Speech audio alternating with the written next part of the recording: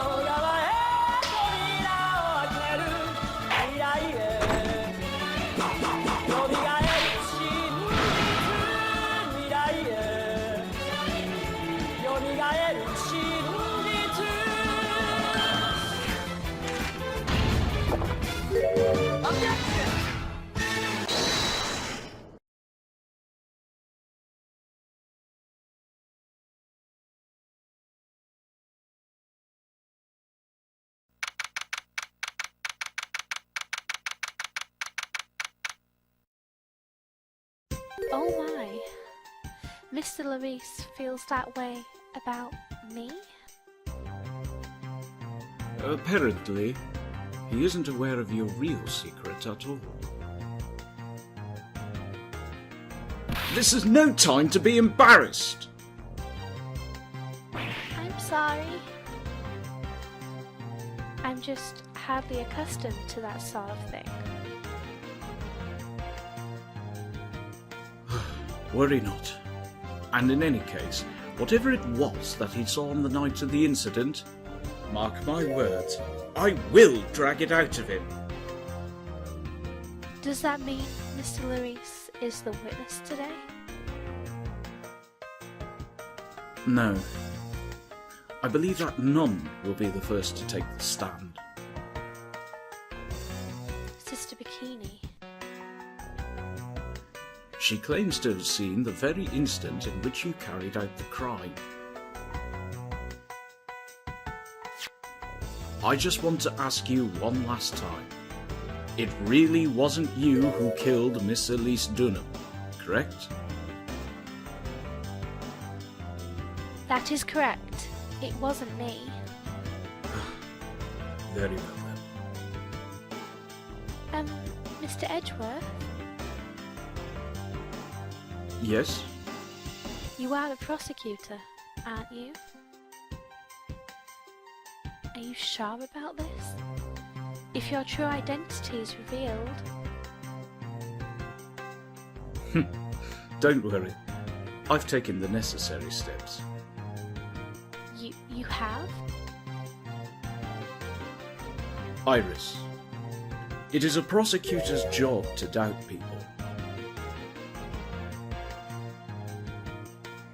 But right now, I'm a defense attorney. A defense attorney's job is to believe in people, and to believe until the bitter end. That is what a friend of mine told me once. Mr. Edgeworth? You may pass judgment on me from the defendant's chair. You are the one to decide whether or not I'm able to do the task I have been entrusted. Very well, sir. I leave my defence in your capable hands.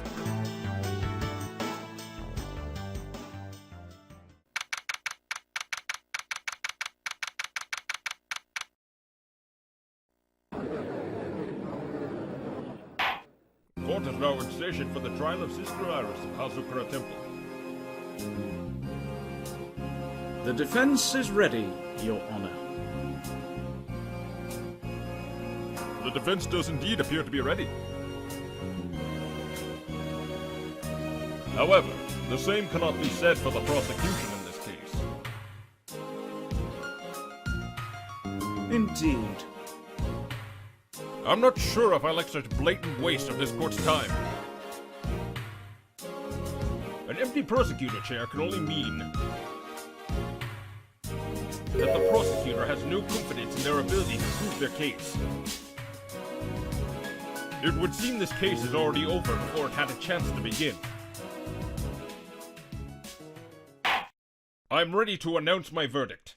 At this time, this court finds the defendant.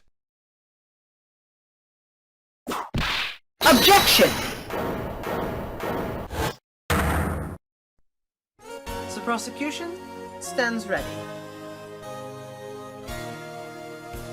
And you are? Franziska von Karma, prosecuting prodigy. Von Karma, you say? Perchance you wouldn't be of any relation to the legendary prosecutor Manfred von Karma?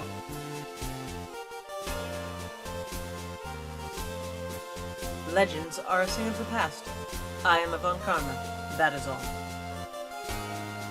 Upon a special request, I flew in today for the purposes of prosecuting this case.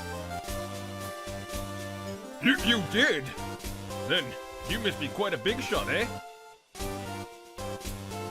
By the way, Mr. Edgeworth. Yes, Your Honor? I'm almost certain I've seen you somewhere before. Or am I just imagining things? You look very much like a prosecutor I met once. I believe you are imagining things, Your Honor.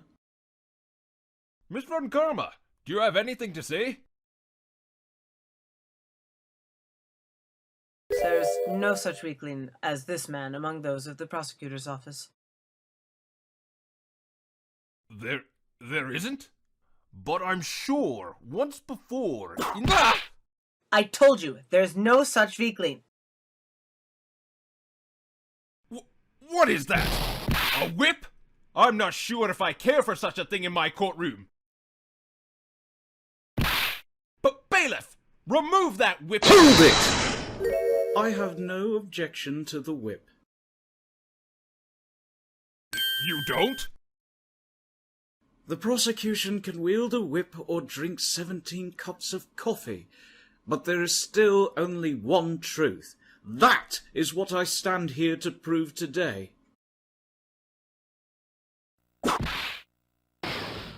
This promises to be interesting, Miles Edgeworth.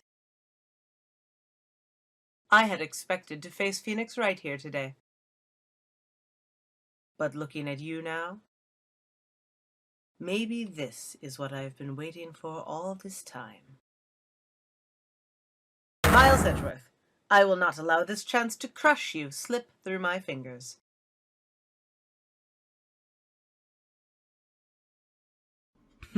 I see you brought your flair for the histrionic.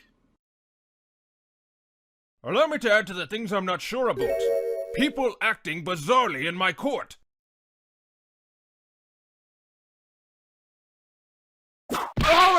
The stage is set. Now, continue with the proceedings, Your Honor. Very well, Miss von Karma. Please give us an outline of this case. With as little whipping as possible. The murder victim is the famed picture book author, Miss Elise Donim. Her body was found in the Hazukura Temple courtyard. She had been stabbed through the torso by a ceremonial sword from a golden statue. The sword in this picture is the weapon in question, correct? Very well. This court accepts this photo of the crime scene.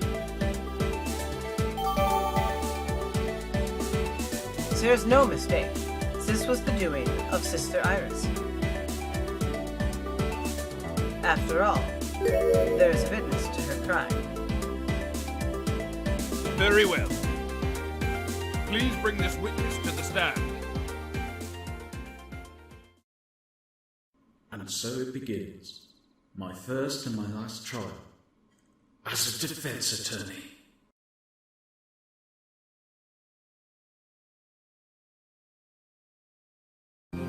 Witness, state your name and occupation, please. Hold on here! I'm not sure about being not sure if I care for this at all. Witness, please stand up nice and straight.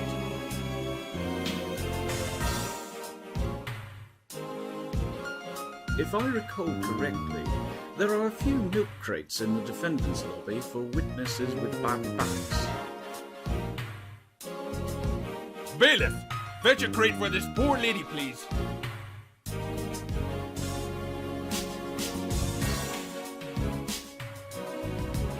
Once again, your name and occupation, please. Little old me? Well, I'm the head nun of the Sakura Temple on the Eagle Mountain. My name is Bikini. Got it? Bikini. Nice to meet everyone.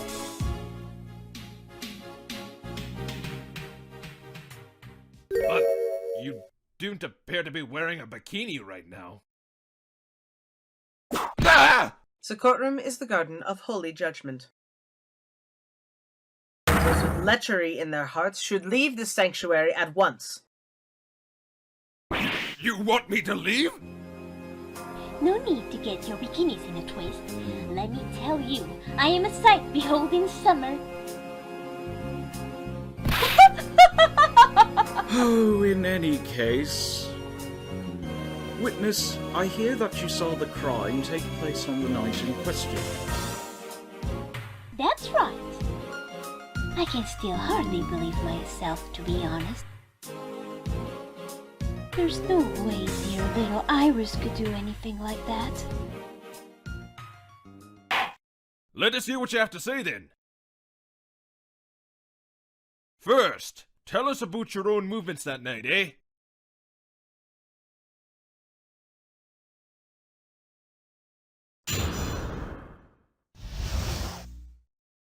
That night I was helping an acolyte with her training in the inner temple, but... Well, as you can see, my back likes to act up, violently. So I left Iris to help out the acolyte and returned to Hazakura Temple. There was no bath at the inner temple, you see, and I needed a long hot soak. It was after I had finished, just I was heading back, and that's what I thought!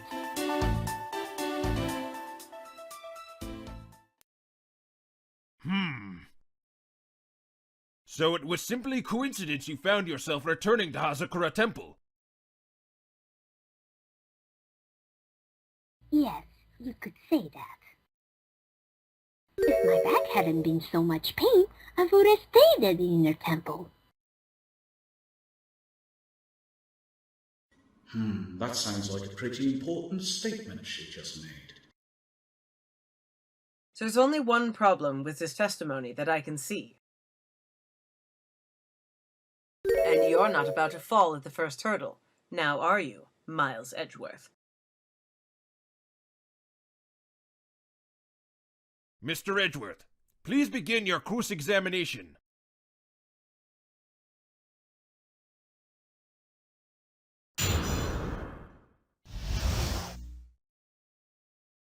That night I was helping an acolyte with her training in the inner temple, but... Well, as you can see, my back likes to act up, violently. So I left Iris to help out the acolyte and returned to Hazakura Temple. Objection! Witnesses have to undergo their own trials, I'm afraid. The defendant's fate rests on their powers of observation and memory, after all. Well, well, well! Don't worry, I am more up to the task. I am woman of faith, after all. The head honcho of Azakura Temple. In that case, Miss Honcho, I'd like you to explain something for me.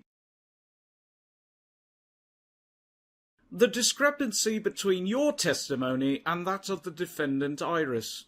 She claims that after ringing the lights out bell, she went back and stayed in her room. Which means she did not go to the inner temple at all. No! She said... Objection! A defendant or a witness? Who is more likely to lie, do you suppose? The defendant is simply lying to cover her back. Objection! But that is completely illogical. The murder was committed in the courtyard of Hazakura Temple. Claiming that she went to the inner temple would make for a much better alibi. But that is odd. Whatever the reason, I can't believe that she would lie. She does indeed have honest eyes. Ah! All people lie. That is my belief. Why am I the only one being whipped in here?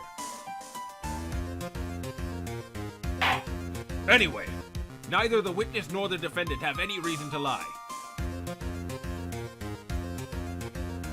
Which means we must call your memory into question. Dear, dear, dear. You're older than me, and yet you want to play that game, do you?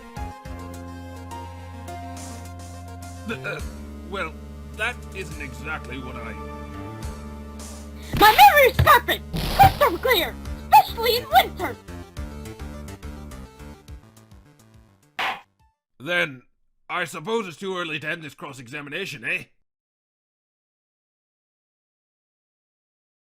Mr. Edgeworth, if you were going to question the memory of this witness,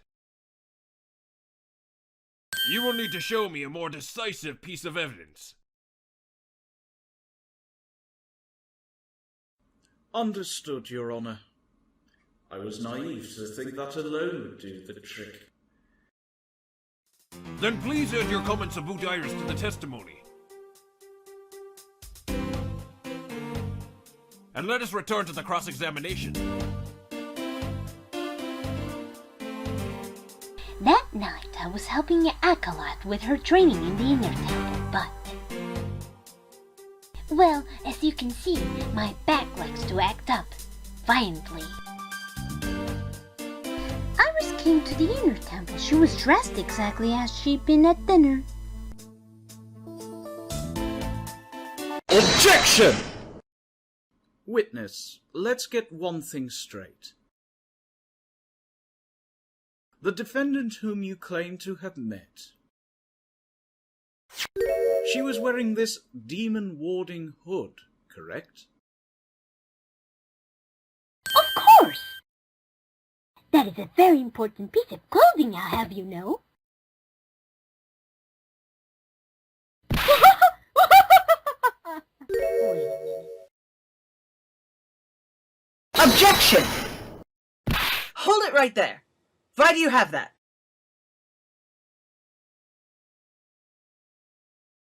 That's the question of the day now, isn't it, Miss Von Karma?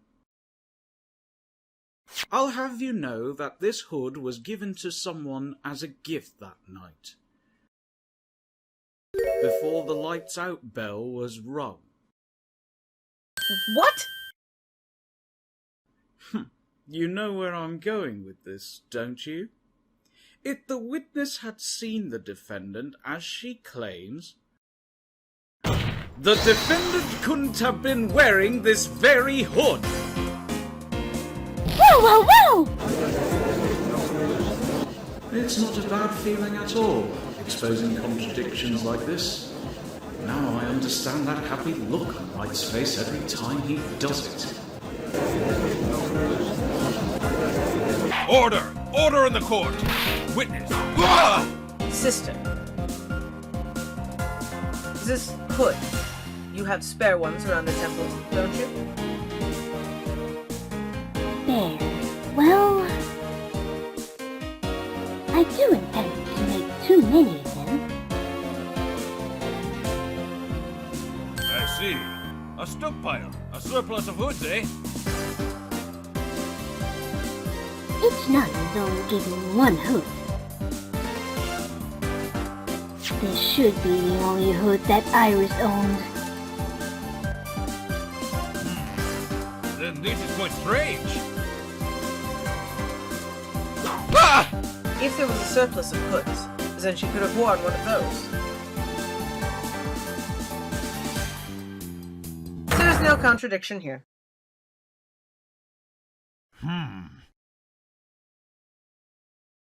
I'm sorry to break this to you, Miss Von Karma, but you won't get away that easily. Discrepancies such as this will sow seeds in any human heart. The seeds of doubt. Witness. Well, I don't wish to call your testimony into doubt. You must give every detail with precision. I'm not sure I'm comfortable going along with this. Sister, you shall continue with your testimony. Tell us what you saw after finishing your bath, on your way back to the inner temple. Those seeds of doubt are sprouting in the judge's heart. They just need a little more stimulation to bear fruit. Contradictory stimulation.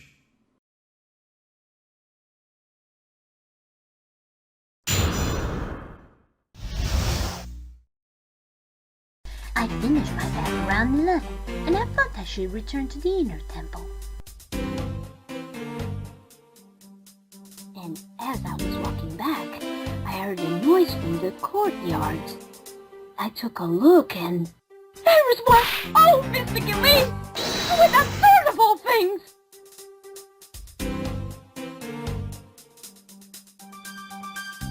Mr. Gillies was staying in the corner room, which faces out onto the courtyard. The stabbing I saw must have occurred after she was pushed out of her window.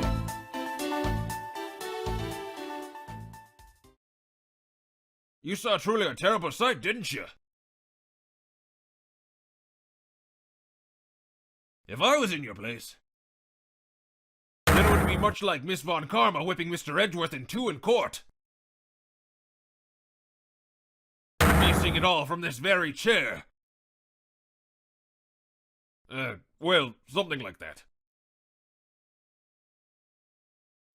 This judge, his imagination is about as vivid and creative as Detective Gumshoe. I would look the fool if I commented on such foolishness. Anyway, this case is mine, Miles Edgeworth. Calling everyone by their full name. Oh, can't you do something about that habit of yours?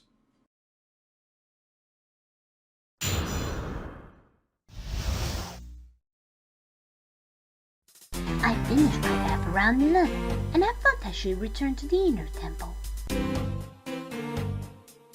And as I was walking back, I heard a noise from the courtyard. I took a look and... There was one! Oh, Mr. Gillies! With that sort of all things! Mr. Gillies was staying in the corner room, which faces out onto the courtyard. The stabbing I saw must have occurred after she was pushed out of her window. Objection! Impressive logic. That's what I'd like to say, anyway. Oh, please do! My brain is something else. especially in winter. However, I think you are overlooking one thing. Miss Von Karma, would you be so kind as to take another look at the autopsy report? The autopsy report. Yes, the victim did fall from a height of 10 feet. However, this fall was after she was killed. Ah! That's right! It says after death here! The scene the witness claims to have seen is contradictory. If the defendant stabbed and killed the victim there in the courtyard, how did the victim then go on to take a 10-foot fall? Ah! Order! Order! The victim was killed and then fell. If that's the case, then the victim must have been killed in a room, don't you agree? That is the logical conclusion. Yes, that's right. The victim must have been stabbed by the defendant in her own room. And she was then thrown out of her window down into the courtyard below. Objection! Were there any signs of a struggle in Miss Dunham's room?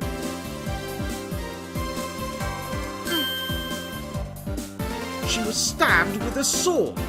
That would leave a blood stain, wouldn't you agree? Well, Miss Von Karma, was there any blood? Ah! No traces of blood were found in the victim's room. Your whip just caused traces of blood to be found on my glorious playoff theater. However, if there was no blood in the room, then your claim that... Ah! I'm sure there's no need for me to go over this, as I'm sure Your Honor is well aware of when a stab wound produces the most blood. When it produces the most blood? Very little blood is actually lost at the moment of a blade's insertion. If you want to talk about when the most blood would be lost from the body, that would be when the blade is removed. Indeed, with the weapon still in place, it acts like a lid on the wound. That's true. With the weapon still in the body, there wouldn't be much bleeding. A perfectly reasonable line of thinking.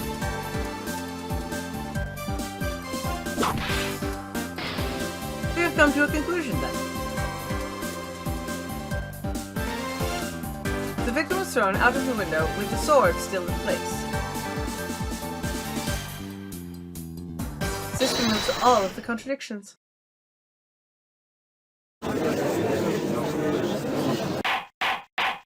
Order! Order! Order! I must admit this is a probable version of events. I'd expect no less from Franziska von Karma. She locates and takes control of every vital point. It seems that we need a clearer testimony from the witness. Remove all supposition on your part and tell us only the truth, please. Witness, please, remain standing on the crate. Don't go selling me a short now.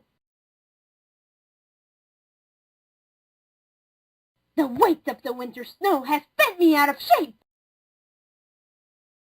Especially my back and my mood. Sister, please give us your testimony. I will give you a vigorous massage once we are finished here. With the whip? Oh, boy. All right, all right.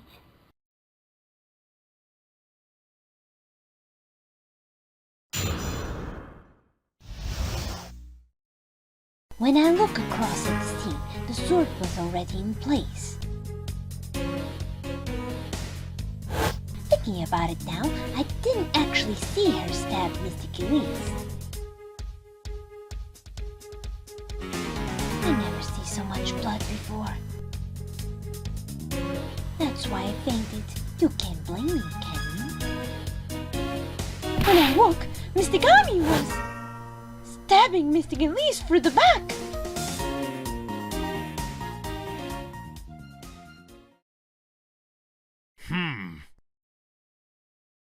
This all confirms Miss Von Karma's theory.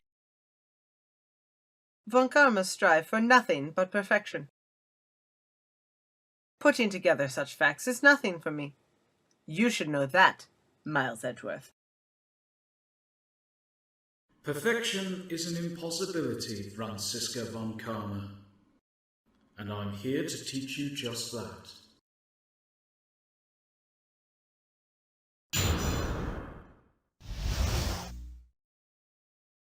When I look across at the scene, the sword was already in place.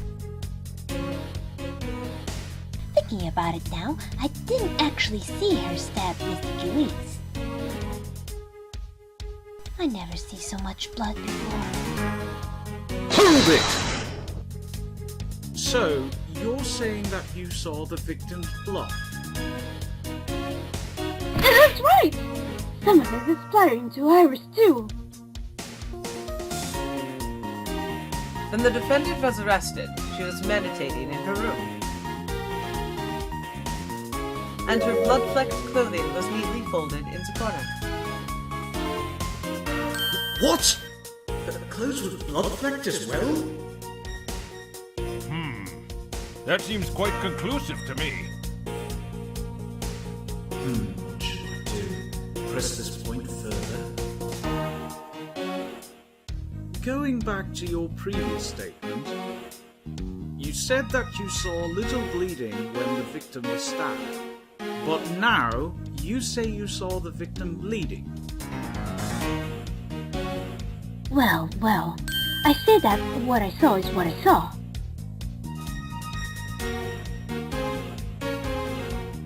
What did you see? Maybe I didn't see the poor woman get stabbed. But I saw the girl pull the sword out of her, plain as day. Pulling the sword out? Well, it wasn't exactly pulling. It was more like it came out. Witness, you will add this statement to your testimony. Oh, was that important? More important than you can imagine. I saw the instant which the blade plunged into the hilt was smoothly drawn out.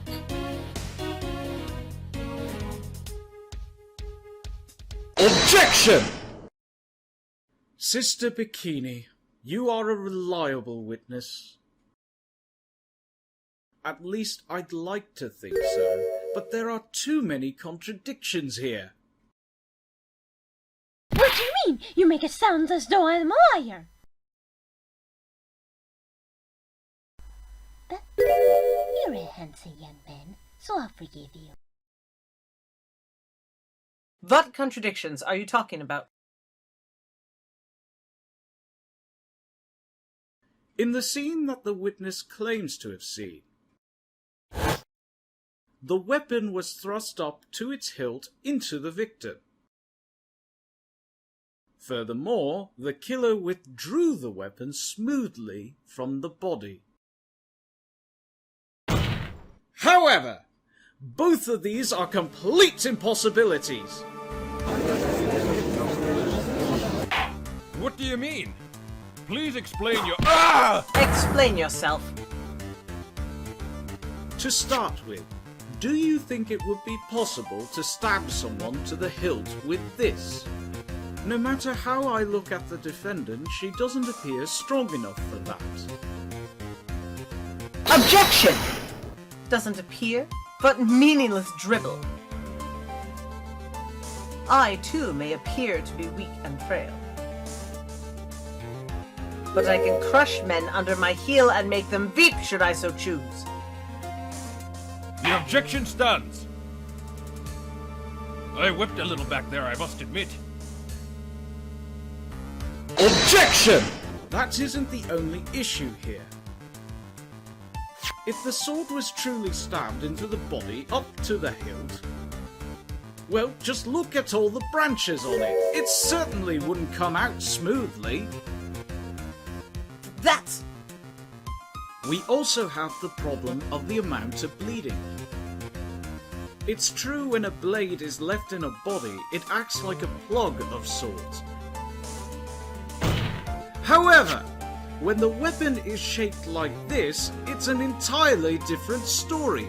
The wound would be too large for the blade to completely stop from bleeding. Objection! That's nothing more than conjecture. In reality, the victim was stabbed with a shichishito. Even a weapon of this nature may still sometimes slide out smoothly and may still sometimes stop the blood loss. Objection! I'm not finished. There is still one more conclusive contradiction. You still got more? This one is simple. If this sword really was thrust in all the way to the hilt, why is there only blood on the tip of it? Ah! If the witness is telling the truth, then there should be blood along the entire length of the sword. No! Order! Order! Order! Ah! Bravo, Miles Edward. Raising this many contradictions from a single piece of evidence. All the other attorneys I know could maybe manage one, if that. What does this all mean? You have proven contradictions regarding the murder weapon, but... Having come this far, there can only be one answer. And that is... The weapon used to kill the victim was not the shichishito. What? A foolishly foolish idea born from the foolish mind of a foolhardy, foolish fool. Let's examine this again. What was it that made us think that this sword was the murder weapon? Well, it's because Mystic Ami was holding it. Exactly. However, if you reflect on this, that is the only basis we have to assume such a thing. The impression left by the scene was just too strong. That is what influenced us. It influenced us to believe that the shichishito was the murder weapon. Order! Order! Order! Ah! So maybe the shichishito was not the murder weapon. Even if that is the case, it changes nothing, Miles Edgeworth. The sister here saw everything. She saw the defendant stab the victim with a sword-like object. That's true. Your response, Mr. Edgeworth? If that is so, I would like the prosecution to answer the obvious question it raises. The obvious... question? Yes. Namely, where did the real murder weapon disappear to? It goes without saying that the police searched the main hall and the surrounding area. Perhaps the prosecution can enlighten us to if a sword-like object was found.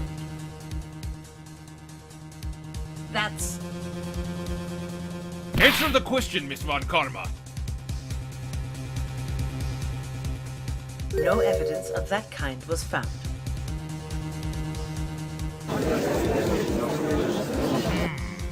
Another mystery to throw in the pile. A trial without a murder weapon is a tricky beast. Excuse me, could I say something? I just remembered something, actually. What is it, sister? I was just thinking, it's possible that just maybe what actually had happened was, it was just over there. What exactly are you going on about here? The murder weapon, I mean. Maybe. But they didn't even know where the sword was disposed of. You what? Well then. I think we need to hear testimony from you one more time, sister. Impossible! What else could this old woman have seen?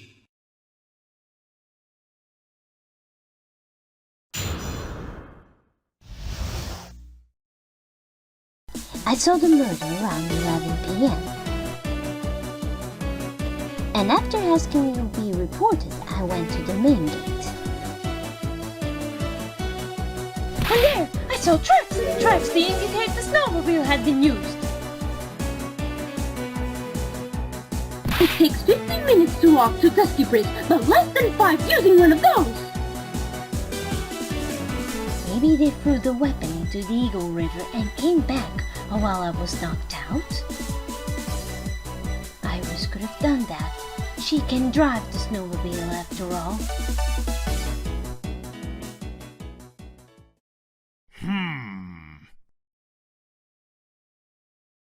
Witness, please tell us everything you know right away next time. Well, I'm not the best of shape. What with my back and my edge, you know. Quite. There were indeed snowmobile tracks in front of the main gate. Here is a photograph.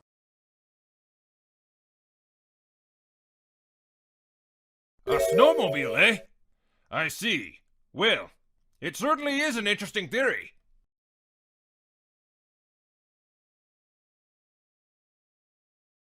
The tracks begin in front of Hazakura Temple and run all the way to Dusky Bridge. So that solves your pesky little problem, yes? The Eagle River's current is quite swift, meaning that it doesn't freeze over in winter, making it the perfect place to dispose of the murder weapon. Did she really go to the river to dispose of the murder weapon? Mr. Edgeworth, your cross-examination, please.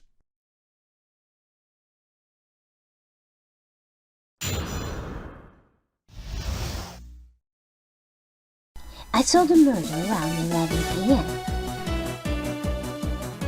And after asking to be reported, I went to the main gate. And there, I saw tracks. Tracks to indicate the snowmobile had been used. Hold it! As I recall, there was a snowmobile outside the main gate when I visited. That's it? That's the only one we have? It will run no matter how much snow falls. Now, you're certain that the snowmobile there was at the main gate when you arrived? Yes, of course. It was parked in front of the gate. So she had already gone, discarded the murder weapon, and returned by that time.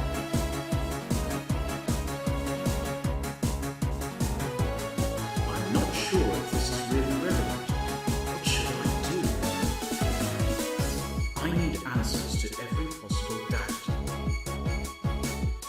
The snowmobile in question, was it still warm at that time? Huh? What do you mean? What do you mean? What do you mean, eh? What do you mean, Miles Edgeworth? I'm playing to a slow crowd here. It goes without saying that using a snowmobile will heat its engine. If it was still warm, then it means it was recently used. Oh, I see. I never thought of that.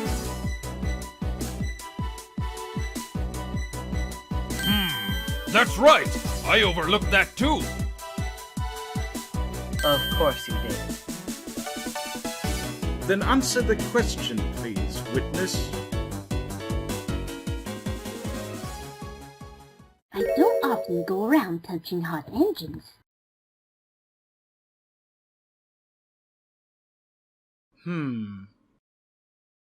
However, now that you mention it, there wasn't any snow on it.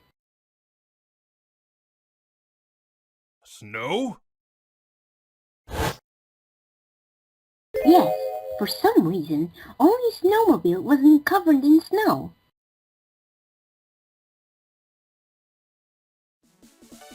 Wasn't any snow on it? Curses!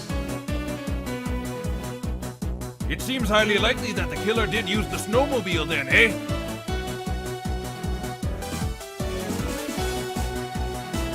How long does it take to get to Dusky Bridge by snowmobile? It takes 15 minutes to walk to Dusky Bridge, but less than 5 using one of those. Maybe they threw the weapon into the Eagle River and came back while I was knocked out? Objection! I admit this photograph proves something. It proves that the snowmobile was used on the night of the murder. You've finally accepted the inevitable, it seems, Miles Edgeworth. However, if what the witness says is true, why is there only one set of tracks? What do you mean? Iris left Hazakura Temple, threw the weapon into the river, and then returned. If this was the case, then naturally there should be 2 sets of tracks in the snow! Those from heading out to the bridge and those from coming back. Ah! You're right! You are forgetting one thing, Miles Edgeworth. On the night of the murder, it was snowing. So tracks leading to the bridge were erased by the snowfall. This removes your precious contradiction now, doesn't it? I see! Well, she was at the river. The snow stopped. Leaving just the return tracks in the snow.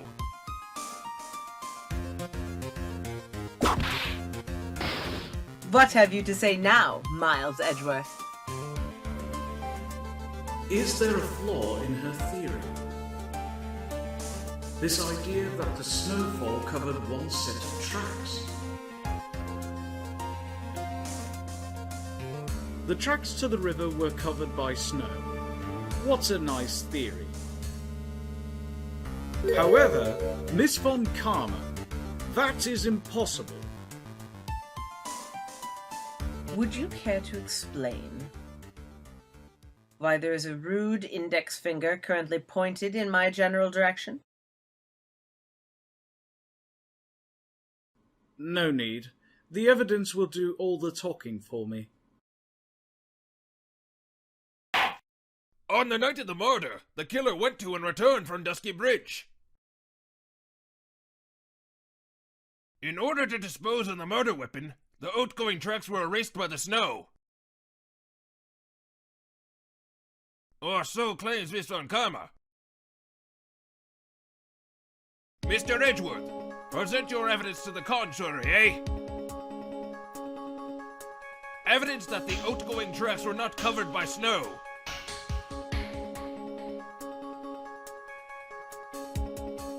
Take that! Witness, please tell us again what time it was when you witnessed the crime. Like I said, it was around 11. Of course. This means that the weapon was thrown away after that time, correct? On that note, please take a look at this data. It is a weather report for Eagle Mountain on the night of the murder. The weather report? Snow started to fall at 7 p.m, but it stopped at around 10:50.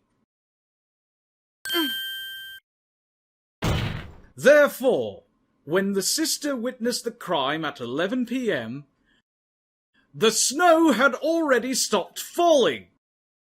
It is impossible for any tracks made after that time to have been covered up. Ah! Order! Order! Very well then. It looks like Miss Von Karma's claim has been snowed in. Ah! It's too soon to be closing this trial due to snow.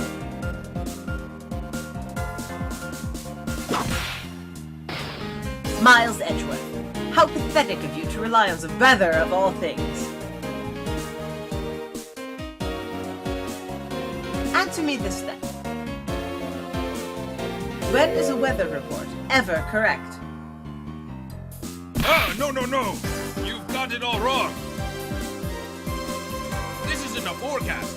This is actual data. Ah! Forecast, data, all weather reports have some inaccuracies. It may still have been snowing in the vicinity well past 11 p.m. It's true. We cannot be totally sure, eh? What? How did she pull that off? It had stopped snowing at Hasakura Temple when the murder took place. You need to provide conclusive evidence of this. I've come this far. There's no turning back now. Very well. I too cannot allow any doubt to remain concerning this testimony. Huh. You can't back down, can you? Such a perfectionist, Miles Edgeworth. Very well then, Mr. Edgeworth. Where is your evidence that it had already stopped snowing when the victim was killed?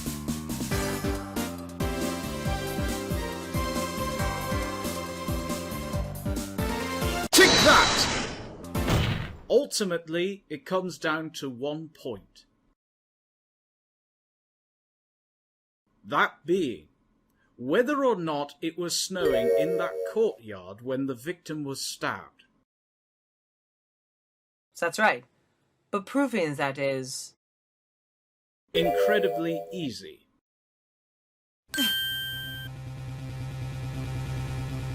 If we want to know whether it was snowing or not, this photo will tell us everything. Of course, I'm referring to the photo of the crime scene. As you can see, everything is covered with snow. With just one exception. And that is... the victim herself, Miss Elise Dunham. Why is there no snow on top of her? The answer is simple.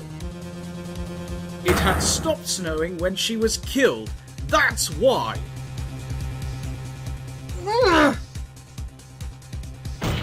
In other words, if the killer really did go to the Eagle River to dispose of the murder weapon, then in this photograph there should be 2 sets of tracks.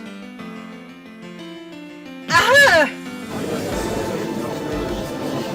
Order! Order! Just what are you... Ah! Just what are you suggesting, Miles Edgeworth? To be honest, I'm not entirely sure myself, but this is simply what all of the facts point to. That night, someone used the snowmobile to leave Hazakura Temple.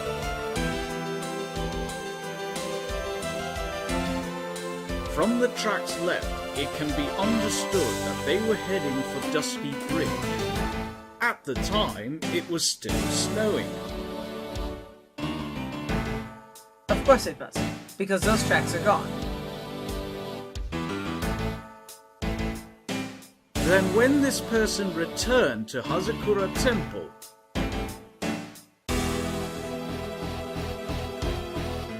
the snow had stopped. Thus, the return tracks remain.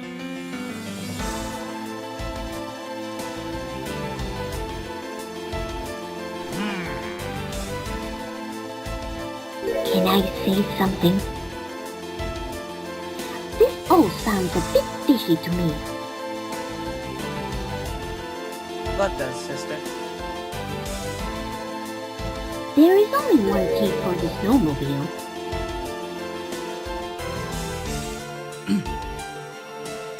Furthermore, on the night in question, we know that the defendant had it.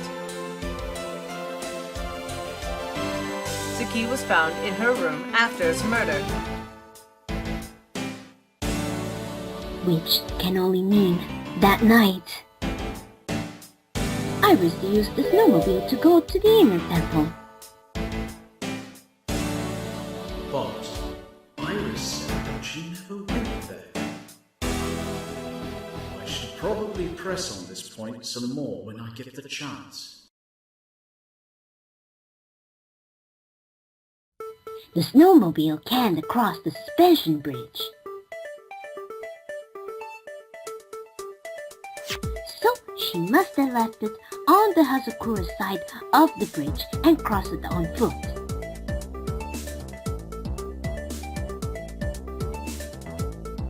That sounds right. But what odd is when I left Iris and returned to Hazakura Temple,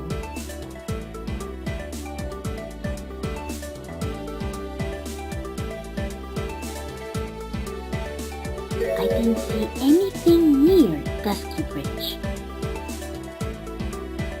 You must have just failed to see it, sister. Maybe. But when I made it back to Hazakura Temple,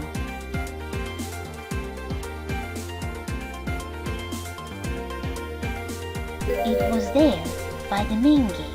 The snowmobile, I mean. I know what I saw.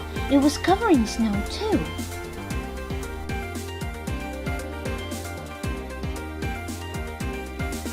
But that is impossible! Order! Order! Order in the court! What does this all mean?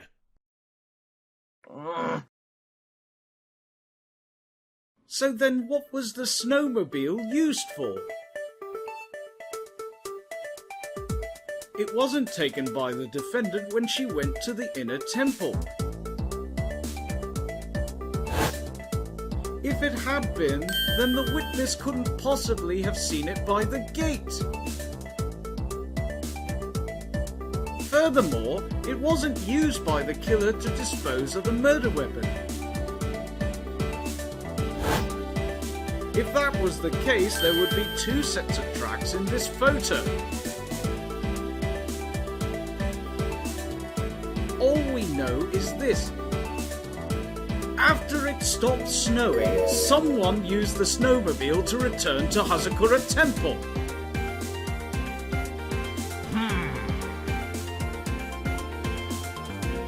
I never thought a simple snowmobile could cause so much trouble.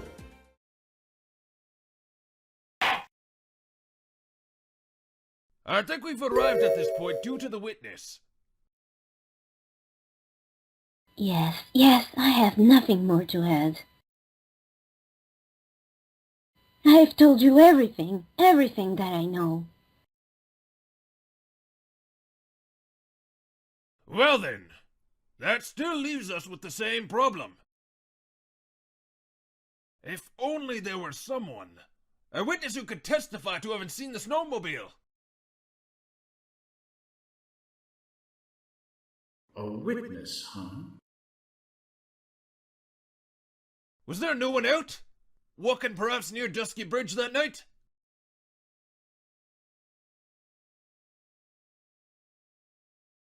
I don't think that is likely. It was cold enough to freeze your ears off. Only an idiot would go out wondering that. Unless they had something really important to do. That's a shame. Hold on. Something is coming to me. An idiot may well have gone wandering out that subarctic night. Your Honor, I actually have an idea. There may be one individual able to help us. Really? You know of someone who might have seen the snowmobile on the night of the murder? I don't know for sure if he saw it or not. But there are two things about him that do come to mind. Which are... First, that he saw something incredible on the night of the murder. And the second being? This individual that I am thinking of went wandering outside on that cold night. In other words, he is our kind of idiot. Mr. Edgeworth, who is this idiot you're talking about?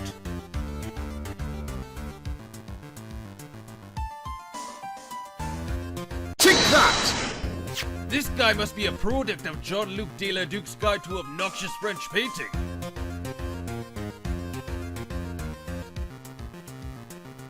This is Larry Botts, the student of the victim, Elise Dunham.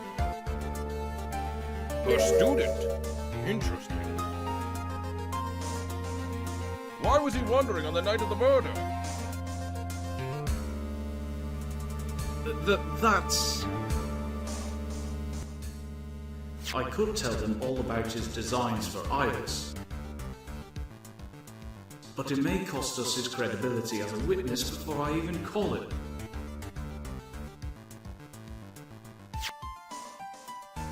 He is, after all, an artist. He was perhaps searching for something in the snowy scenery that would move him. Although I cannot guarantee this is the reason. And so, this unfortunate, unreliable looking man. What exactly was it that he saw?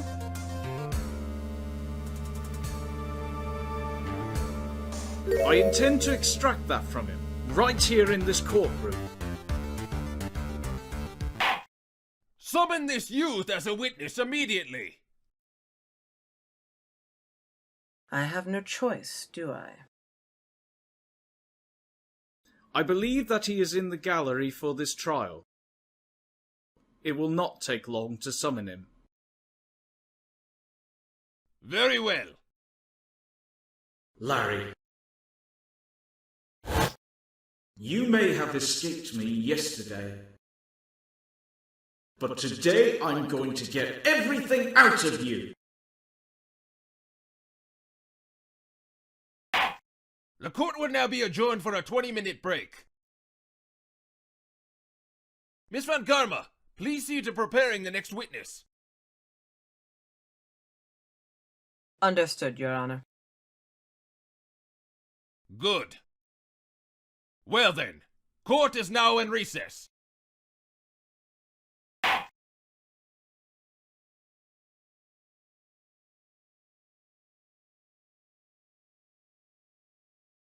Hey guys, what's up? ArcLad here.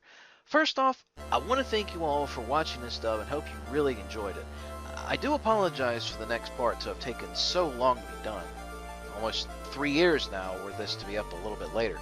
Even so, though I feel that this was too long of a wait for you guys, you know, things happen that put this to the back burner from tech issues, frustration, finding VAs to help, real life stuff, so many factors throw in there to the fact it almost died out. And if this actually happened, I don't know, there have probably been some people who would never forgive me for this, because there were some that actually really wanted me to do this, and I wanted this to happen too. But finally, with this being my 1000th video to be up on YouTube, this being the milestone, it's not over. Not by a long shot. So with that, I want to thank everyone that's helped me to get this far in the series. From Silent Night, Gold Crow, Kiss of Judas, Shinju, even my loving fiance, Baby Later Wait, for helping me to support this series for you guys.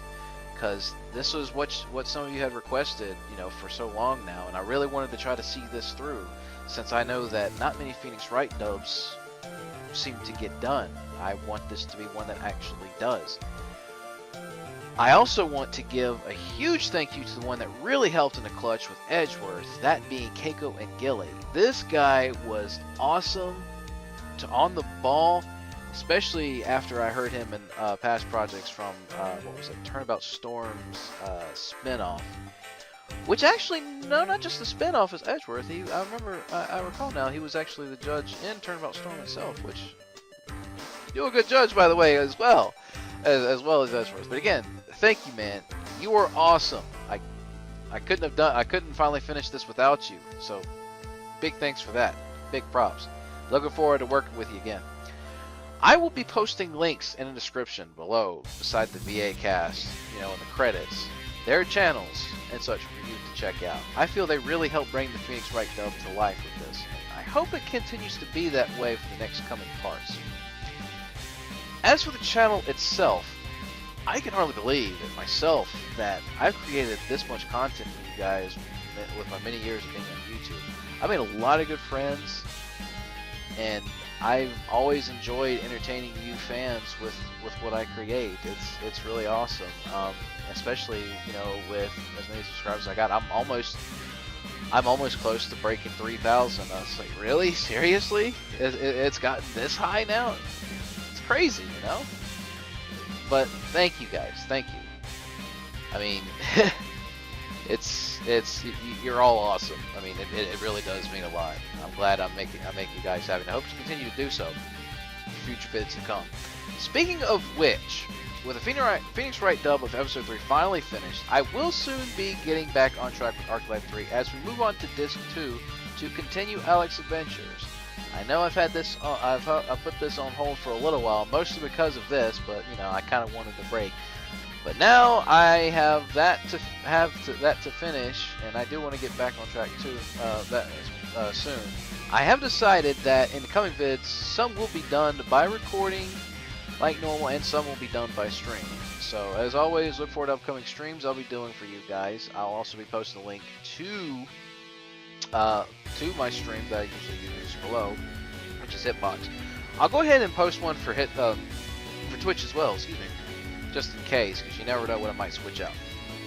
Also, speaking of streams, I have a lot of content to go through and put up for those that may have missed out on me streaming the fan game Legend of Zelda Navi's Quest, the Zelda game that some of you guys I've noticed in comments from past installments of the Return of the Highland Trilogy series that have requested I play, and I'm able to finally pull off after some adjustments, getting the right version and all. So look forward to that as well.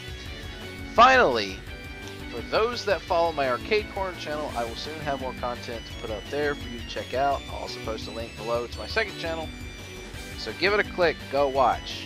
I do a lot of fun arcade stuff as well with some others. I'm actually started to branch out a little bit to get some help, have some other friends to help out and pitch in as well. So yeah, lots of fun stuff, lots of cool stuff to look forward to. And for now, I think that about does it. Again, thank you all so much for the support you've given me, and here's to perhaps, 1,000 more vids, which I will be shocked as all hell if that even happens. Oh God. So anyways, this is Arklad signing out, saying take care and keep on gaming. With that said, here's a short musical interlude to take us out. Take it away, Offspring!